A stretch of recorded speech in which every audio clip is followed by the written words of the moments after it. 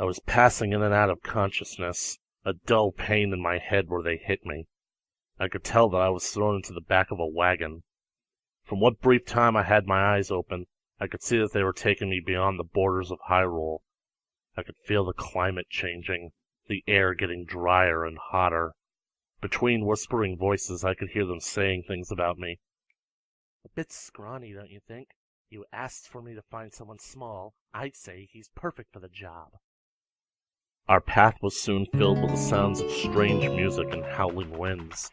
Bits of sand began to lash at my face. With my arms and legs tied at the wrists and ankles, there was nothing I could do to relieve it. That is, until I was covered with some kind of tarp. I couldn't see where we were going, and the voices had quieted down. After a long trip, we finally stopped, and I was pulled from the wagon and thrown to the ground. I practically began to sink into the soft and burning sands until I was pulled to my feet and dragged off. I began to get my vision back and was almost fully awake. I could see that they were taking me into the shadow of an enormous structure with the statue of a woman carved into the eastern side. The Desert Colossus, they called it. There was an entrance at the base of the structure, and they brought me inside. The interior was beautifully decorated with cobra statues and a red carpet. After I had gotten a look around, I was dragged up the staircase.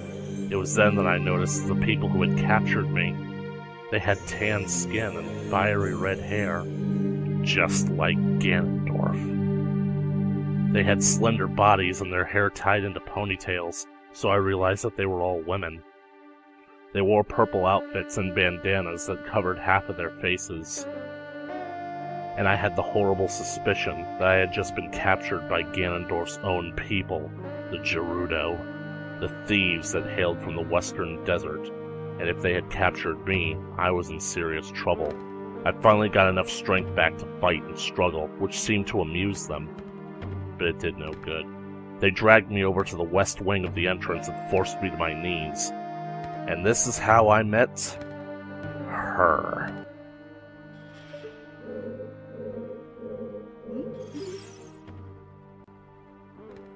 This is Neboru, the lone wolf thief, queen of the Gerudos, and Ganondorf's wife.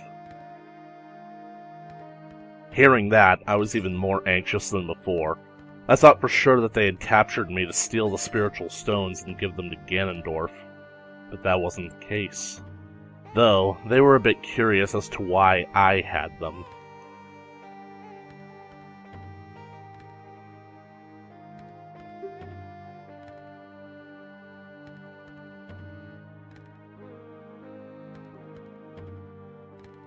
They asked if I was collecting them for Ganondorf, if I was one of his servants. I told them that I had never joined scum like him. Surprisingly, that seemed to elate them.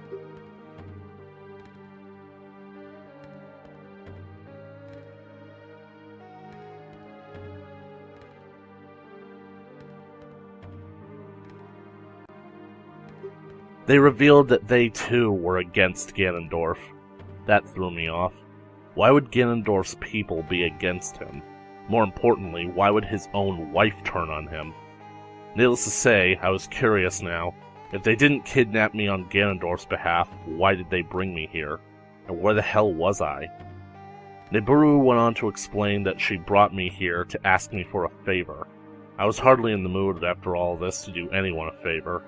Technically, I was free to refuse them and leave at any moment. But considering that I was trapped in the only oasis surrounded by an all-encompassing, nearly impassable desert, my options were limited. And I was curious as to what the situation was. I decided to hear them out.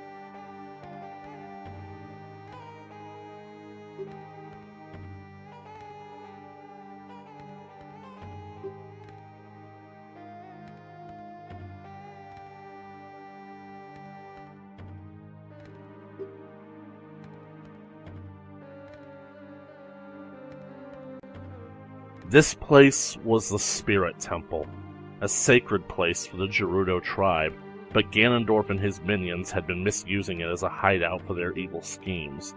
Niburu had been wanting to spy on whatever it is that Ganondorf and his posse were up to, but unfortunately the temple was blocked off, and the only way in was a small crawl space on the west wing of the temple. So the Gerudos needed someone small enough to slip through. When the Gerudos took notice of me going around fighting monsters, they figured I'd be perfect for the job. She mentioned that if I accepted this offer, it would prove that I had a talent for being sneaky. Good for thieving, I suppose. She made the offer that, as a thank you for accepting their terms, I would be made an official member of Gerudo Society. She motioned something to her second-in-command, Avail, who wrote something down on a piece of parchment, and Niburu signed it. They called it a Gerudo membership card. But all this felt entirely improvised to me, like it meant nothing really, just to goad me into helping them by welcoming me as one of their own. But regardless, that's how I really got the card. I didn't like any of this, but then again, these people were against Ganondorf as much as I was, and anything that they could do to throw a wrench in his operations was fine by me. But then again, I didn't know if I could trust them. How was I to know that I wasn't about to do Ganondorf's own dirty work for him, retrieving those silver gauntlets for him? How was I to know that these thieves wouldn't gut me and take the spiritual stones once I was done? But then again, there was something about Niburu's words that told me she spoke the truth. And after all, if they actually had an honor code that Ganondorf was currently breaking, maybe it meant that they could be counted on as allies. I decided to accept the job.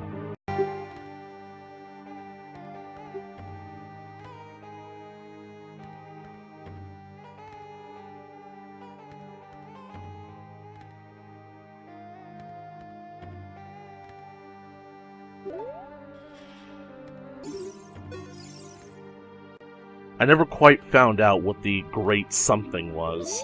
Implications would follow later. The dangers I encountered in the Spirit Temple were on another level than most of what I'd met in Dodongo's cavern. The only thing that was comparable so far was to the horrors I had met at the bottom of the well, but it was here, in the Spirit Temple, was the first time I met a real challenge. Stalfos. Some of the most dangerous creatures in Hyrule. No skin, no sinew, no mercy or restraint. Just a skeleton with a will to kill.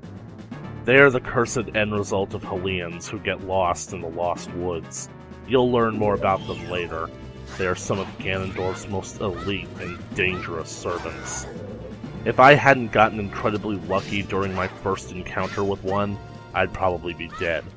I was relieved when it happened, but what I should have realized was that in this temple, the worst was yet to come. This really was the first time I had to solve puzzles to get through. The temples of Hyrule weren't just places of worship. They contained secrets and treasured artifacts of Hyrule. It makes sense as to why Ganondorf would try to use one for his personal headquarters. Keep prying eyes out. And this is where I faced the true threat of the temple.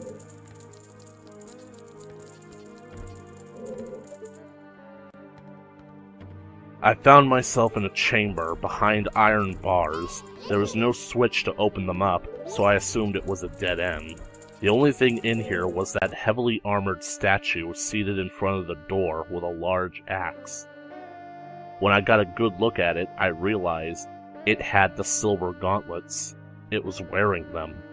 I reached out to take them, only to find that they were wrapped rather tightly around the statue's hands, gripping the axe. I figured that cutting them off would work. That was a bad idea. In hindsight, Navi was trying to warn me the entire time, but I was in a rush.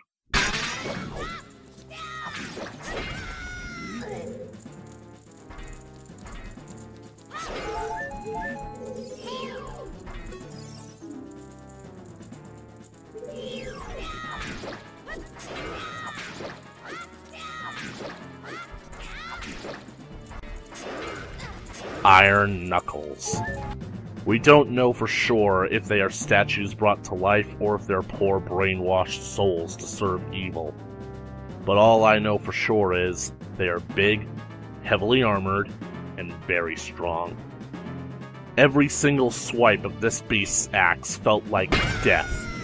I could feel my life being cut down. My only advantage was speed and dexterity. His weapons pull too much weight, leaving him open after a heavy attack. But it wasn't an easy fight, even with my strategy. The Kokiri sword was like a penknife trying to cut through a solid boulder. I had short range and couldn't keep my distance. His axe was 50 pounds of tempered steel, and my shield was made of wood. I soon found out how poor my defenses were. His axe embedded itself into the Deku shield, cutting my arm. And in one quick movement, I was thrown across the room when the blade dislodged from the shield, sent flying into a torch on the wall. The shield knocked the torch over, and the fire spread. The Deku shield caught fire and burned before my very eyes. And as I watched the last gift the Deku Tree ever gave me burn to cinders, I was overcome with an unrelenting rage. I took up my sword and whatever will and determination I had left and attacked like a boy possessed.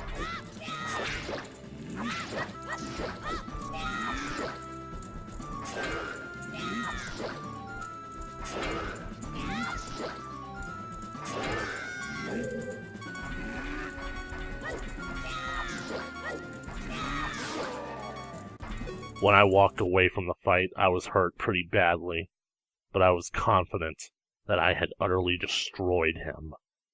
Though I didn't feel too good about it, I didn't feel relief.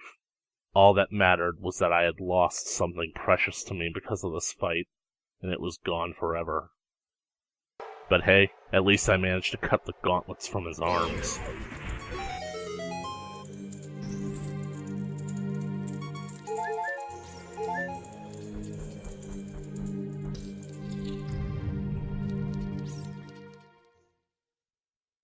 The game changed up a few details. Here's how it really went down. It was a few minutes before dawn, and I had stepped out onto the statue's right hand. And that's when I noticed the wind picking up and heard Nibiru screaming. Looking over the edge, I saw the Gerudo thieves running for their lives toward their wagon, fleeing. I saw the two witches casting a spell, and Nibiru being swallowed by the vortex. She spotted me and told me to get away as the witches took her.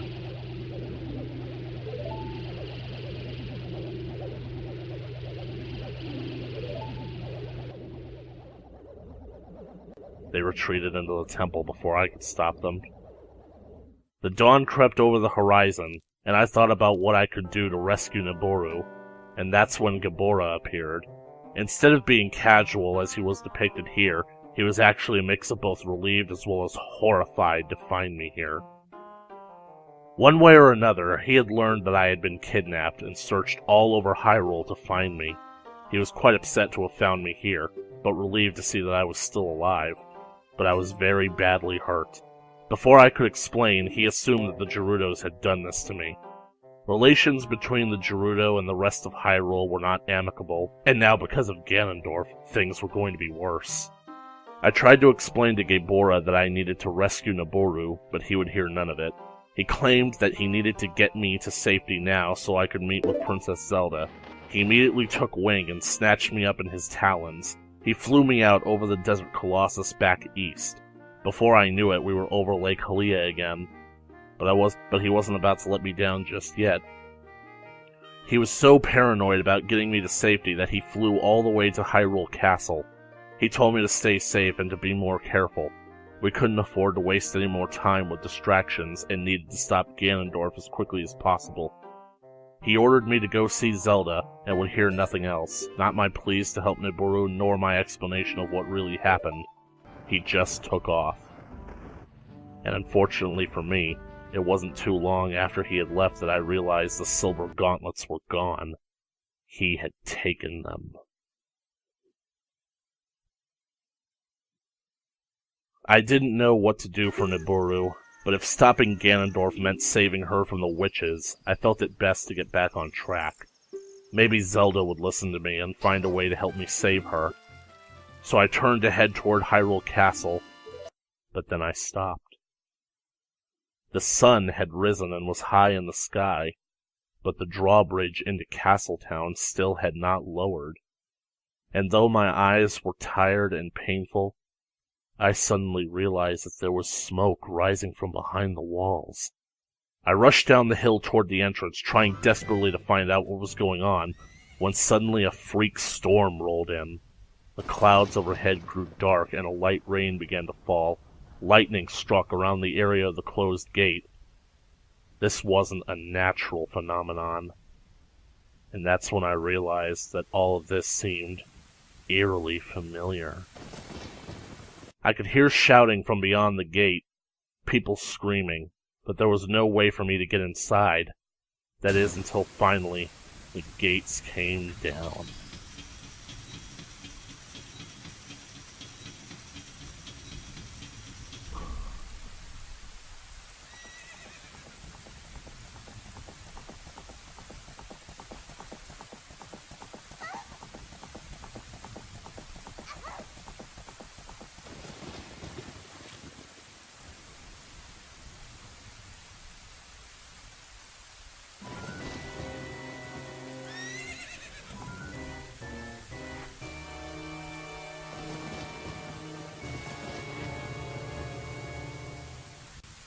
Being face to face with Ganondorf for the first time was what I thought I had wanted since my adventure started.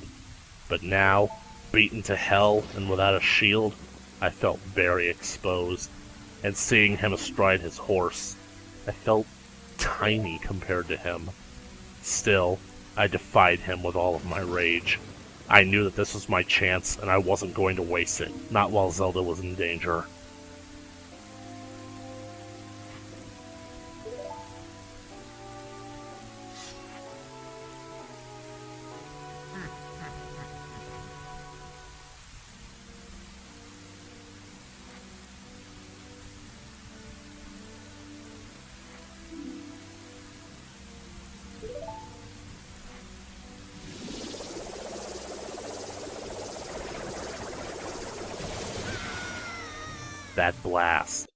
That blast was when it all became real. I had been nearly singed into Dongo's cavern, electrocuted while fighting Baronade, bitten and clawed at in the well, and nearly sliced in half back at the Spirit Temple. But this was different. Each of those attacks felt like a warm, comforting stroke compared to Ganondorf's single energy ball. It knocked me on my ass, burning my tunic. I quickly had to pat down the area to keep my clothes from burning, and I looked back at him in disbelief. Disbelief at his incredible power, and full of doubt that I could ever defeat such a man. I suddenly knew what I was up against. I was just a child going up against a complete psychopath with such deadly power. But then, as he stood over me gloating, I realized something else he had done to me. When I had finally put out the flames, I reached into my tunic and discovered the worst. The fairy ocarina that Saria had given to me was right where the energy ball struck. In a lot of ways, it probably saved my life. At a cost. It had caught fire upon impact and burned. It was ruined. Destroyed. The gift from my best friend, ruined in my hands before me. And seeing that, and realizing everything that I had lost, the Deku Shield, the Fairy Ocarina, my home, my friends, the Deku Tree himself, all because of this man, my fear of him was transformed into renewed rage. My desire to see him dead was not just a child's doubtful fantasy. I would move the heavens and the earth and even bend time itself to make it into a reality. And no, for your information, I did not throw the damn thing away. You people are jerks, you know that? You think that little of me that I just threw away a gift from a friend? Whatever.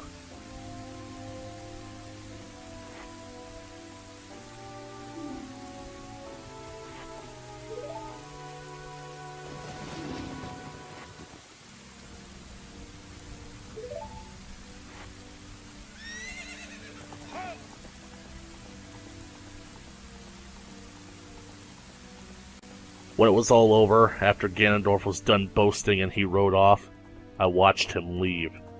The only thing on my mind was, not after I get through with you.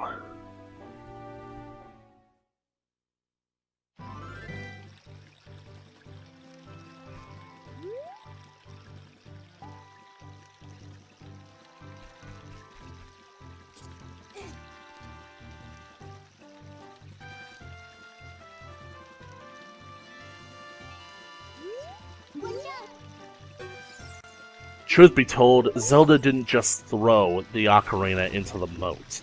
It was still in a box with the royal family's seal on it. I pulled the box from the moat and brought it up onto the shore. Seeing the pretty blue color of the Ocarina filled me with hope and wonder again. A moment for me to take stock of what I had, the sacred treasure of the royal family, entrusted to me to keep it safe from that man.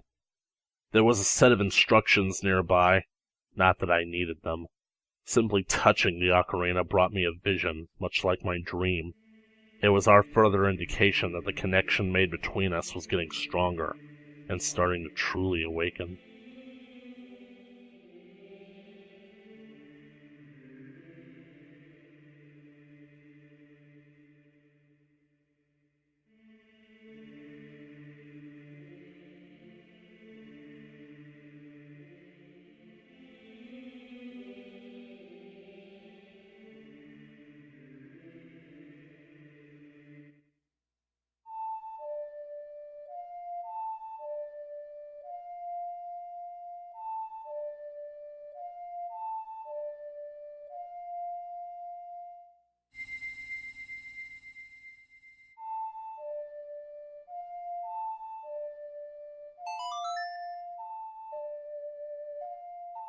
The Song of Time.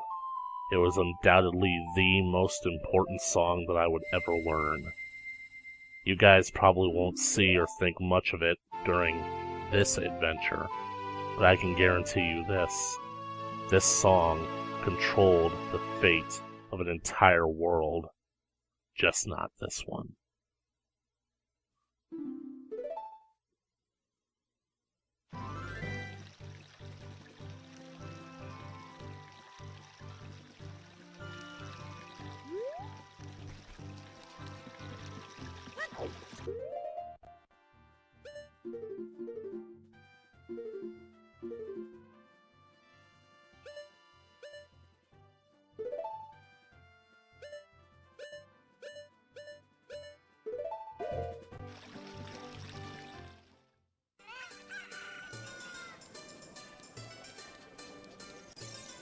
The town wasn't as peaceful as you see here. Most people had taken shelter in the buildings. Those still outside were ducking in cover, but there was hardly a chance that things would go back to normal here. Everyone was indeed shaken up by the attack.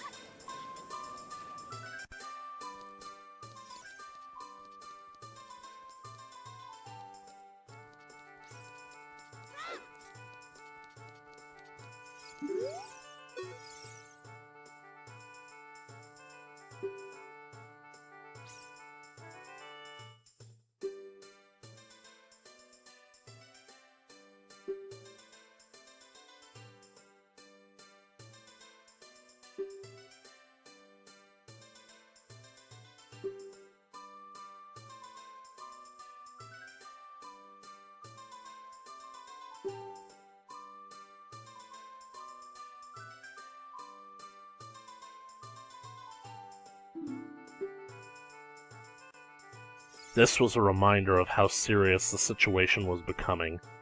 Ganondorf wasn't being clandestine anymore. He'd actually staged a coup, and people were getting hurt.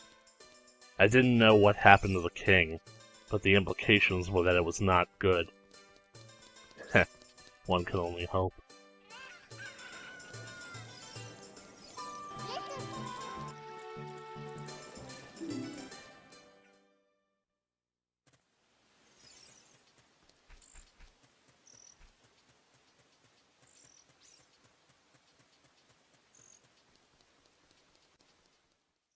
I finally made my way into the Temple of Time. I could feel the gravity of importance radiating from this place.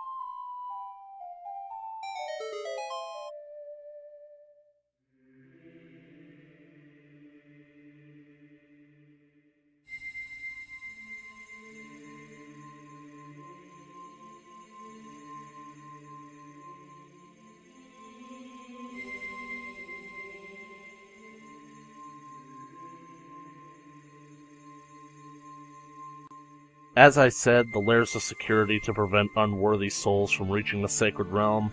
In hindsight, it seems a bit simple and easily accomplished.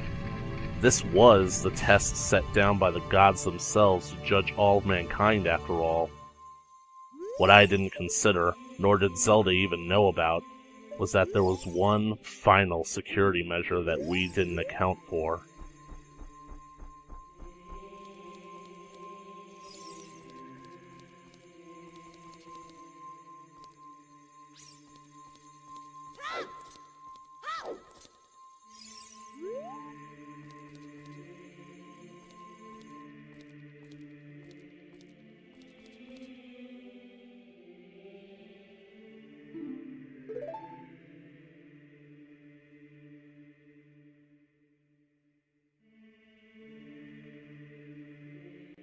The Blade of Evil's Bane.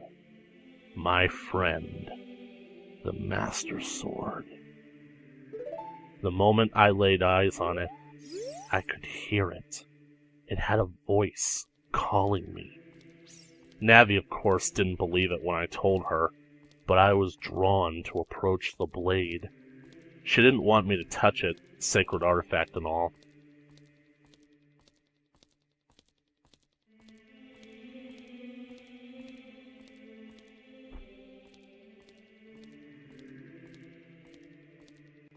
As you might have expected, events did not play out as the game depicts. If they did, you might be right to tell me to just turn around and leave the sword alone. Would save us all the trouble. Unfortunately, I didn't have a choice. Ganondorf had appeared in the door of time, and he was angry. He revealed that he knew what Zelda and I had been up to, that he knew that I was collecting the spiritual stones. He knew that Zelda trusted me and deduced that she'd passed the Ocarina of Time to me. He was playing us the entire time. He was letting us do the dirty work in the hopes that we could open the door to the Sacred Realm for him. But now, seeing the Master Sword instead of the Sacred Realm, Ganondorf was livid. He knew the legend that only a chosen one could remove the sword from the pedestal of time, therefore, he could not get to the sacred realm. He decided that if he could not get to the Triforce, he would then vent his frustrations by releasing his rage upon me. After I had encountered him just outside of town, I knew I didn't stand a chance with the weapons I had, but I still had one hope left. Out of sheer desperation, I went for the Master Sword.